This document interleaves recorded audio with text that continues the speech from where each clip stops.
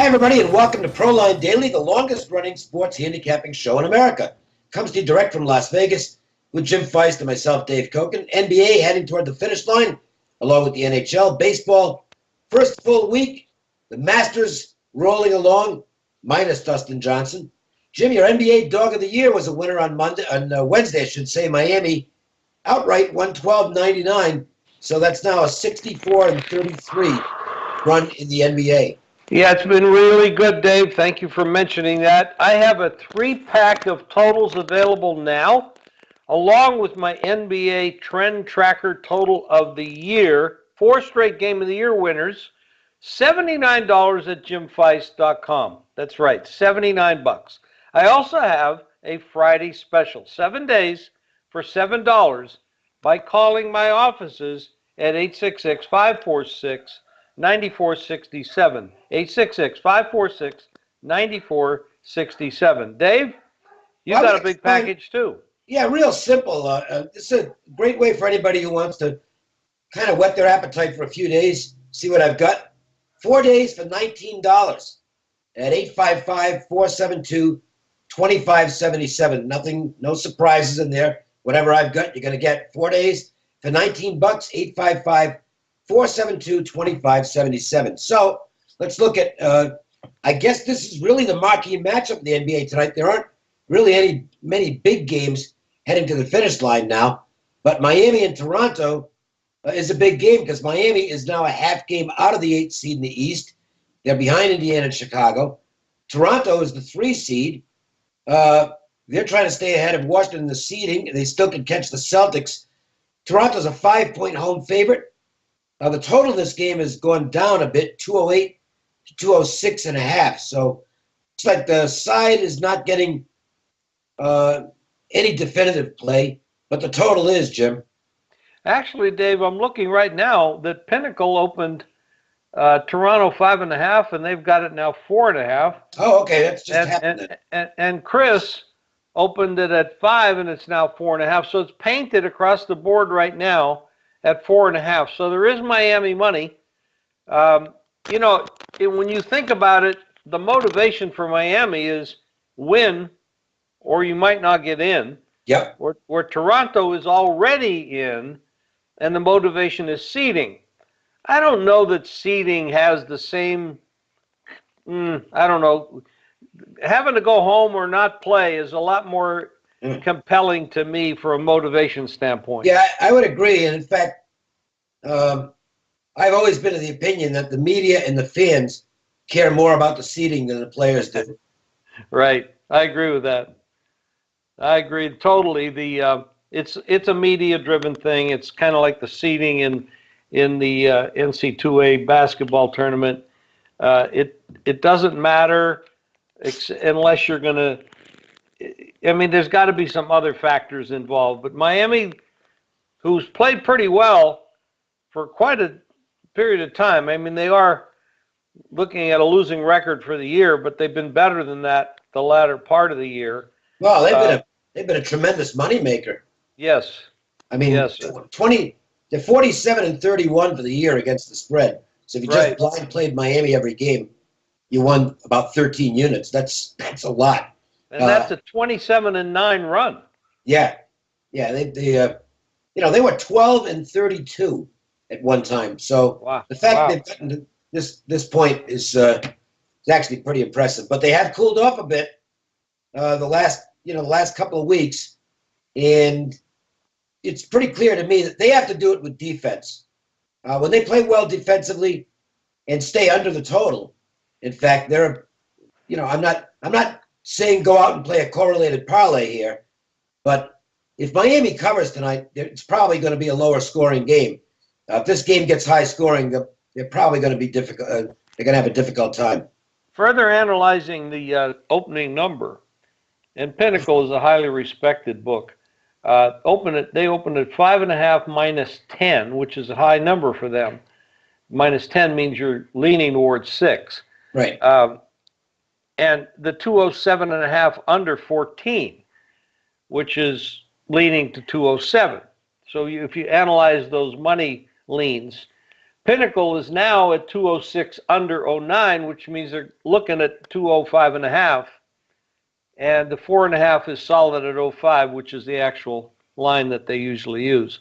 So you're looking at Pinnacle, which is one of the biggest books in the world, heading definitely to Miami and the under. So correlated parlay, you missed a lot of juice there, taking 4.5 rather than 5.5. So you might have missed the wedding, and you could show up for the funeral. But yeah, looking at that game, you'd have to look at Miami and under. I would agree with that. That's all I did was look. I didn't bet. So take that for what it's worth. Let's move to the Diamond and a bunch of night games tonight. There are some opening day games for a home opener day games, but in fact, one of them is the Red Sox and Tigers, which I have an interest in. But we do have I'm really, really interested in this matchup tonight, and it's not as a bet. I'm not going to get involved in this game, but it's one I really want to watch to try and get a gauge on both pitchers, the Yankees and Orioles. Severino and Ubaldo Jimenez are pitching. And Severino is, at this point, one of the more perplexing guys in Major League Baseball. He's got really good stuff. He came up in 2015, and, he had some good numbers. 2.89 ERA and 11 starts. Certainly looked like he was going to be part of the Yankees starting rotation for years to come, but it didn't work out at all last year. And he had 11 starts, 0-8, with an 8.50 ERA, which is just wow, unbelievably bad. They moved him to the bullpen, and he seems to be more comfortable there. But Jim, they want him to be a starting pitcher, so he's back in the rotation at least to start the season. But I don't know whether this is going to last or not. He just seems to be better coming out of the pen. Well, this might come down to coaching, wanting to do what a player is uncomfortable to do, and that might be overcoaching. I guess it remains to be seen how that works out. Dave, I want to mention something to you. There's some potential bad weather, windy, cold, bad weather around the country, and there's 5 games today that are going to be directly affected by what could be temperatures in the 20s, if not the teens. And that would be, and these are the home teams. This is the cities where this could be affected. Would be Pittsburgh, Detroit, New York Mets game, Philadelphia, and Baltimore. Well, definitely, when you look at games like that with that kind of weather, you have to think that the pitching will have an advantage because the hitters, and we talked about this a couple weeks ago, the hitters don't want to be swinging a bat at some of those hard balls, and you're basically stinging your arms right down to your feet when you're playing in this kind of cold weather. So what are you thinking about that, Dave? Well, the one I'm most interested to see is Stephen Wright, because he's a knuckleball pitcher, and it looks like it's not. I can't see these being favorable conditions for a knuckleball pitcher. He's at Detroit, and good luck to the catcher. Because, this ball could be all over the place. Now, that might work out to his advantage if the hitters are getting fooled, but I don't know. I have a tendency to think that's going to favor the Tigers. Imagine throwing a knuckleball into a wind. Well, yeah. It's. I don't know that he's going to be able to command the pitch. Yes. And if he can't command the pitch, then he's got nothing, because he can throw a fastball, but it's mostly to keep guys off balance. It's like an 85-mile-an-hour fastball, something like that. So, and Fulmer, by the way, for what it's worth, it's a small sample. This isn't several years where you can find anything definitive, but he was 5-0 with an earned run average of less than 2 in day games last year, as he ended up becoming the Rookie of the Year in the American League. So I think the Tigers might have an advantage there. We'll see.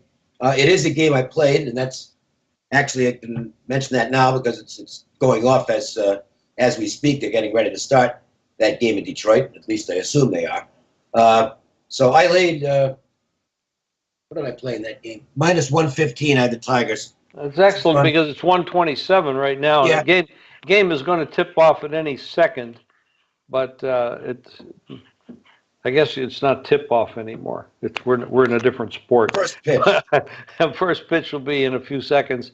The starting times moved to 1:15 or 10:15, 1:15 on the East Coast, and the number right now is 8.5 under, -14, and Fulmer is -126. So you got a really good price there, Dave. Well, hopefully it'll pay off. Now there's a game I want to ask you about, because this is directly up your alley. Los Angeles Dodgers are at Colorado. Yeah. This game opened up Colorado we'll go back to Pinnacle 108. That means Colorado was a favorite. So it's, I'm not saying how to say this guy's name, Ryu, against Freeland.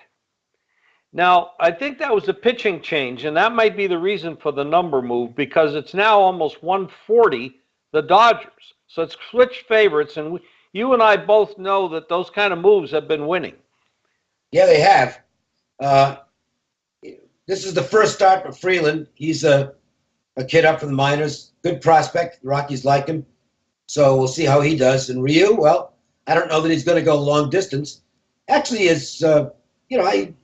think he pitched once or twice when he was healthy back a couple of years ago at Coors and had decent results. Didn't seem to be impacted by the conditions there too much. One thing to remember, though, I mean, the Dodgers did not hit lefties last year, and their first game against the lefty this year was against Clayton Richard, and he shut him out.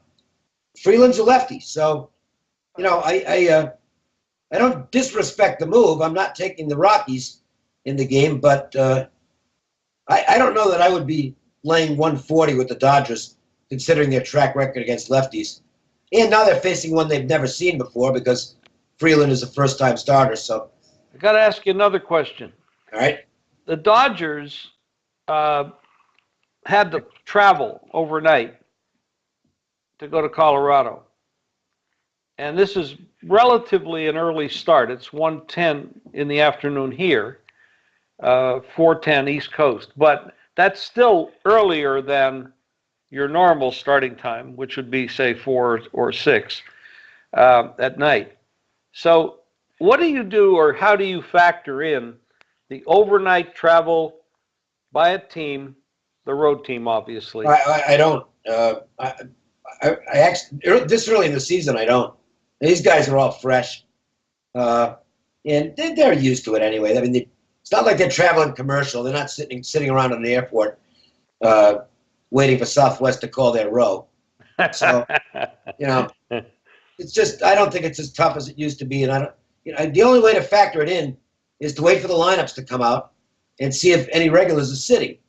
Sometimes teams do give some, especially veteran guys, days off after a night game. I see Milwaukee already did it yesterday with Ryan Braun. They played a day game, and he did not play after playing the night before. So those are some things that you can look for. But, check baseballpress.com. They're generally first up with the lineups, and that you can do your own comparisons there to what you think is the regular lineup and what might actually be on the field. I don't think the lineup's out yet for that game.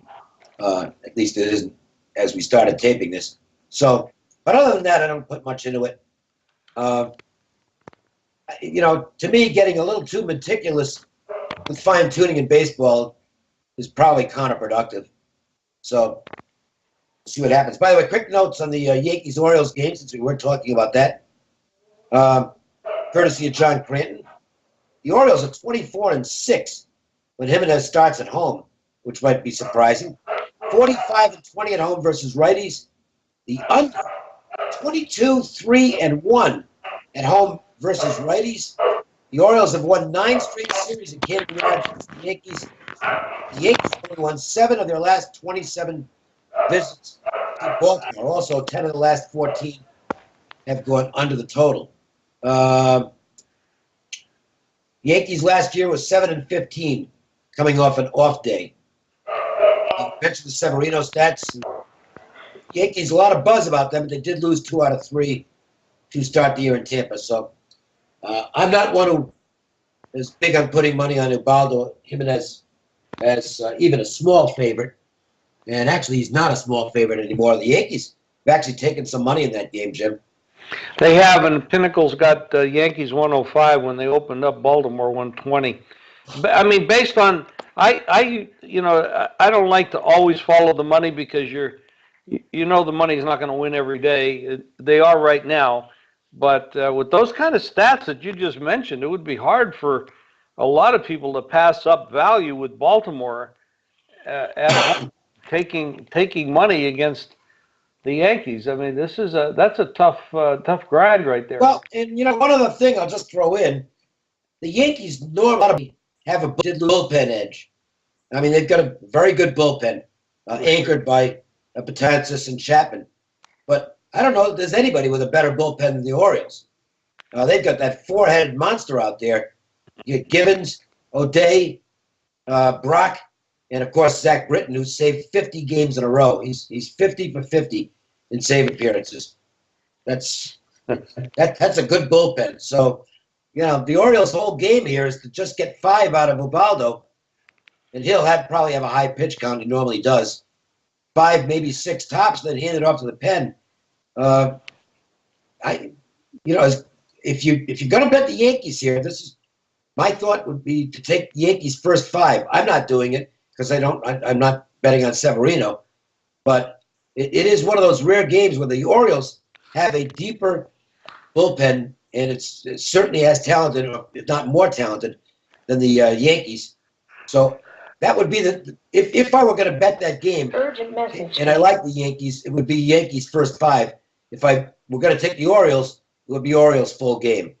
Now, Dave, there's a bet that I did make in this game, and I was going to actually give it out, but it moved, and I decided not to because I had some other totals I liked.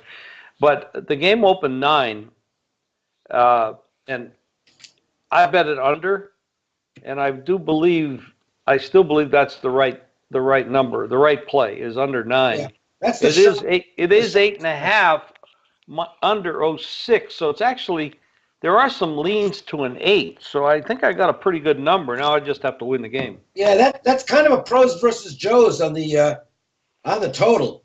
The sharper money's on the under, and the public is betting the over. So that the way the sharp money's gone so far, I wouldn't run to bet against it. Let's put it that way. Right. All right. If you want to get free plays every day on a recorded message from us, we can do that for you. Just call the toll-free number, which is 888-294-1970. And you can follow me on Twitter, Facebook, Instagram at Jim Feist Sports. And you can sign up for the entire season for $1,899 at jimfeist.com. And it's $4.99 a month. And if you choose to get started by having some free plays sent to you, text GAME, G-A-M-E, to 25827. And that's it. So thanks for joining us on this Friday edition of Proline. We will take the weekend off from podcasts, but we'll be back on Monday with another edition of Proline Daily from Las Vegas. Thank you, Dave.